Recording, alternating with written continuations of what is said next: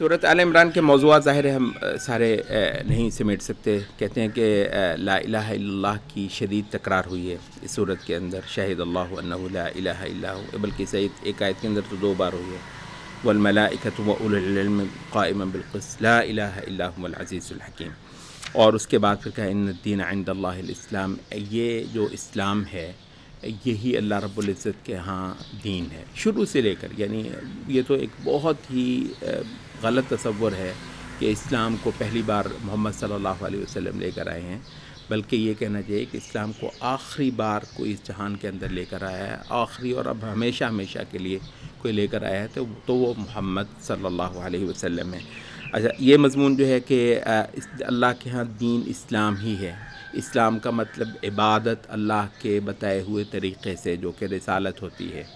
تو اپنے وقت کے رسول کی بتائی ہوئی ہدایات پر معبود کی پوجا کرنا، پرستش کرنا اور عبادت کرنا، یہ ہے وہ دستور جو ازل سے لے کر خدا پرستوں کا چلا آیا ہے. اور اس کے اندر جس جس کا انحراف ہوا ہے، چاہے وہ یہود ہیں چاہے وہ نصارہ ہیں، تو ان کو اس اسلام پر نہ ماننا یہ سورۃ آل عمران کے اندر بہت ایک واضح بیان ہے. اس میں اللہ رب العزت یہ رسالت کا جو مضمون ہے اتنے منفرد انداز میں اس صورت کے اندر بیان ہوا ہے. قل ان کنتم تحبون اللہ فاتبعونی. ان سے کہو کہ اگر اللہ تمہارا مقصود و مرغوب ہے، اگر اللہ تمہارا محبوب ہے، تو پھر اس کی واحد صورت یہ ہے کہ فاتبعونی، تو پھر تمہیں میری اتباع کرنی ہوگی. یہاں پر محمد صلی اللہ علیہ وسلم کس حیثیت میں؟ وقت کے رسول کی حیثیت میں. ظاہر اس کے علاوہ نبی صلی اللہ علیہ وسلم کی اور کیا حیثیت ہے؟ 40 سال زندگی نبی صلی اللہ علیہ وسلم کی گزری ہی ہے. تو یہ وہ حیثیت ہے جو 40 سال کے بعد آسمانی وحی کے ذریعے سے محمد صلی اللہ علیہ وسلم کو عطا ہوئی ہے. اس حیثیت میں اب لوگوں کو تو خدا کو پانا اس رسالت کے ذریعے سے، اس نبی کے ذریعے سے. یہاں پر ایک بہت خوبصورت بات کرتے ہیں امام ابن قیم. وہ کہتے ہیں کہ اصل چیز یہ نہیں ہے کہ کوئی بندہ خدا سے محبت کرتا ہے یا نہیں کرتا ہے. کہتے ہیں کہ اصل چیز یہ ہے کہ خدا بھی اس سے محبت کرتا ہے یا نہیں کرتا ہے. یعنی خدا کی محبت کا دعوے دار ہونا کوئی بات نہیں ہے. اصل چیز یہ ہے کہ خدا بھی اس کو اپروو کرے، خدا بھی اس کو پسند کرے. اور خدا نے اپنا ایک قاعدہ ظاہر ہے، وہ کہ ایسا تو نہیں ہے کہ استغفر اللہ کو اس کا سگا ہے اور کوئی اس کا ستیلا ہے. تو خدا کے ہاں تو ہیں پیمانے. اور پیمانے کیا ہیں؟ پیمانے یہی ہے کہ خدا جو رسالت بھیجے گا اس پر ایمان لایا جائے گا. اچھا، تو یہ وہ مضمون ہے جو تقارب ادیان، جس کو کہ اس وقت کی ساری جو ماڈرن جاہلیت ہے بے حد و حساب پروموٹ کر رہی ہے. اچھا، اور یہاں بلکہ ہم ذکر کر دیں کہ ہمارا ایک طبقہ ہے جو اللہ ان کو جزائے خیر دے، ویسے تو ماشاءاللہ بہت کام کرتے ہیں اس ماڈرنزم، اس جدیدیت کے خلاف، لیکن اس کا وہ سارے کام میں جو ایک جسے کہتے ہیں ایک بین السطور ایک جو چیز بولنے لگی ہے، وہ یہ ہے کہ تمام مذاہب آلموسٹ اپنی اس عمومی اور اپنی اس مطلق حیثیت کے ساتھ جو ہیں وہ یہ ان کا کیس لڑ رہے ہیں. اور صرف جو ہے وہ الحاد اور صرف یہ جو ایک ماڈرن فنومینا ہے اس کے ساتھ گویا باقی سارے کے سارے تقریباً ٹھیک ہی ہیں. اچھا، حالانکہ اور یہ ایک اچھا وہ جو ہے نا کہ تمام مذاہب کے ساتھ ایک بھائی چارہ. حیرت کی بات یہ ہے کہ وہ اس ماڈرن جو تہذیب ہے اور اس کا جو میڈیا ہے اور اس کے جو دیے ہوئے کچھ لہجے ہیں ان کے اندر بھی بولتے ہیں کہ سارے مذاہب جو ہے نا وہ آپس میں ایک ہو جائیں، سارے مذاہب نہایت آپس میں قریب ہو جائیں اور مذہب کی بنیاد پر اختلاف جو ہے وہ نہ کیا جائے. ظاہر ہے ان کی اپروچ اور ہے، ہمارے ان بھائیوں کی اپروچ اور ہے، لیکن ایک جگہ پہ جا کر کسی حد تک ان دونوں کا وہ مل جاتا ہے کہ وہ جو بتوں کو پوجتا ہے، وہ جو اللہ تعالیٰ کی جو شریعت جو اس نے اس چیز کو منسوخ کر دیا ہے، ہوگی کبھی کسی زمانے میں، اپنی عمومی میں نے بات کر رہا ہوں، لیکن اب یعنی منسوخ شدہ شرائع کے ذریعے سے اللہ تعالیٰ کی عبادت کرنا کفر ہے اور جرم ہے، اور اللہ تعالیٰ کو شدید طور پر ناقبول ہے، اور عین اس چیز کو غلط ٹھہرانے کے لیے اور اس کا ابطال کرنے کے لیے اللہ تعالیٰ نے رسالتیں بھیجی ہیں جن کا میں پیروکار ہوں۔ تو ان بتوں کو غلط کہنا اور ان بتوں کی عبادت کی بنیاد پہ ایک بہت بڑا محاذ اٹھانا اور ان کی ابطال کرنا، اور جتنی عبادتیں خدا پرستی کی جو صورتیں ہیں سوائے محمد صلی اللہ علیہ وسلم کی محکم مستند شریعت کے ذریعے جو بتائی گئی ہے، اس ایک تصویر کے علاوہ ساری تصویروں کو غلط کہنا اور ساری تصویروں کو مٹائے جانے کے قابل جاننا، یہ باقاعدہ طور پر دین اسلام کا ایک موضوع ہے۔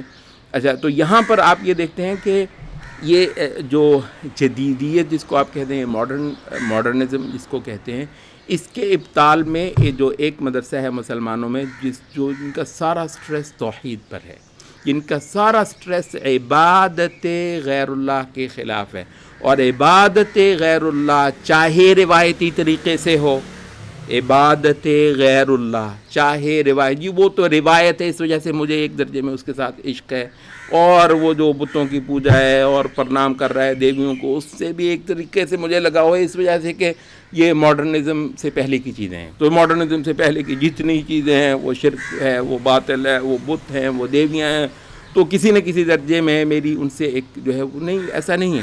تو یہ جو ہے عبادت غیر اللہ جس طریقے سے ہو، وہ پرانے دور کے انسان کی ہو، وہ پریمیٹیو ہو، وہ ماڈرن ہو، وہ پوسٹ ماڈرن ہو، تو میرے لیے ریفرنس کوئی نہیں ہے، نہ جدیدیت نہ قدیمیت، بخدا میرے لیے ریفرنس صرف ایک ہے، اللہ کی عبادت یا غیر اللہ کی عبادت، اور اللہ کی عبادت محمد صلی اللہ علیہ وسلم کی شریعت پر رہتے ہوئے، یا محمد صلی اللہ علیہ وسلم کی شریعت سے ہٹ کر جو یا تو منسوخ شدہ شرائع ہیں، ویسے ہی آسمان کے اوپر نرا ایک بہتان ہے۔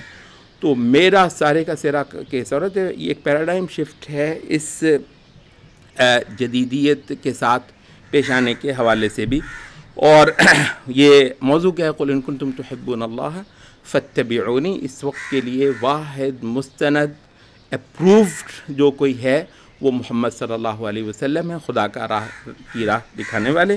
تو اگر ایسا ہو جائے گا تو ہے یحببکم، یہ ہے وہ ابن قیم کا پوائنٹ۔ اچھا، پھر یہ نہیں کہ تم وہ کہتے کوئی مذہب ہے جو خدا کو نہ مانتا ہو، خدا کے ساتھ محبت نہ، اور اس کو جھٹلانے کی بھی ہمیں کیا ضرورت ہے؟ ہم بلا شبہ مانتے ہیں کہ ہر مذہب خدا کو پانے کی ایک کوشش ہے، حقیقتاً اس اسٹیٹمنٹ کے ساتھ ہمیں بالکل کوئی اختلاف نہیں، بلا شبہ ہر مذہب، ہر دھرم خدا کو پانے کی ایک کوشش ہے، اور سارے عبادت خانے دراصل خدا کے ساتھ ایک نسبت ہے، اس میں کوئی شک نہیں ہے۔ لیکن ہم یہ کہتے ہیں کہ یہ ہیں انسانوں کے دعوے، یہ ہیں انسانوں کی نظر۔ البتہ ایک وہ ہے کہ جس کو خدا بھی قبول کرتا ہے، دیکھیں یہ پوائنٹ ہے، خدا جس کو قبول کرتا ہے، اور وہ ہے وقت کی جو ویلڈ شریعت ہے اور جو وقت کی ویلڈ جو رسالت ہے، تو وہ فرمایا کہ یحببکم اللہ۔ لوگوں نے اس کو جو ہے نا بہت ایک چھوٹے اس میں سینیریو میں لیا ہے، یہ بہت بڑے اس میں ہے، سارے شرائع کا ابطال ہے، یحببکم اللہ۔ اگر تم محمد صلی اللہ علیہ وسلم کے پیروکار ہو جاتے ہو تو اللہ رب العزت تم کو محبوب بنا لے گا، تم کو اپروو کرے گا، تم کو پسند کرے گا، تمہاری عبادتوں کو، تمہاری دعاؤں کو، تمہاری التجاؤں کو، اور تمہارا جو کچھ خدا پرستی کی جو سرگرمی ہے اس کو پذیرائی بخشے گا، وَيَغْفِرْ لَكُمْ ذُنُوبَكُمْ، اور تمہارے گناہ بخش دے گا۔